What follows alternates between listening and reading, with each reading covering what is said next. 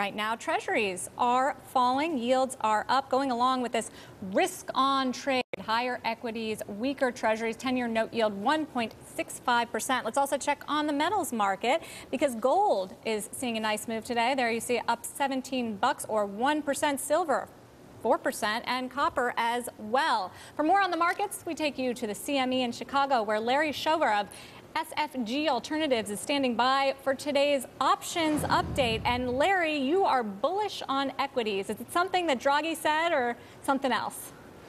No, you know that we're engaged in this huge tug of war. On one side, we have the worst macroeconomic imbalances on record, pulling against a 50-year high in corporate balance sheet. We have rising corporate profits and the lowest equity valuation multiple in decades. However, as you know, the bloom fell off the rose in Europe quite recently, and also the distortions in the U.S. jobs data has bringing us back to earth. So basically, we're flat on the year. But I am calling for an 8 to 10% rally by the end of the year, based on the fact that we've had some underwhelming numbers, whether it be PMI, GDP revision, BLS report. I'm looking for a decisively dovish Yellen tonight and Bernanke tomorrow. Also, the ECB. Think of the fact that there might be a shock and awe response, but at the very minimum, they will lower the rates in the July 5th meeting. And lastly, the silver lining in all of this is energy prices. I mean, oil's been down over 20% since March. That's going to help the consumer. That's going to help business.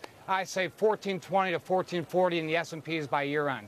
And you sort of hinted at this, Larry. How much of it is it sentiment that everyone just piled on one side of the trade? For instance, everyone and their mother is short the euro, so it's very susceptible to these bounces. What's the case in equities? Yeah, it's the same thing with equities. I mean, today's rally really is nothing new. It's just a snapback, oversold market on old news. I mean, the ESM coming out and saying they might readjust for banking recapitalization. That's as old as yesterday or the day before's newspaper, but it gets oversold and we snap back. We're going to see a lot of this tug and war until we get some more policy response coming out of Europe and the Fed. All right, looking for an 8 to 9% upside on stocks after today's 1.5 to 2% gain. Larry Shover, Chief Investment Officer at SFG Alternatives. Thanks for joining us from Chicago. Coming up.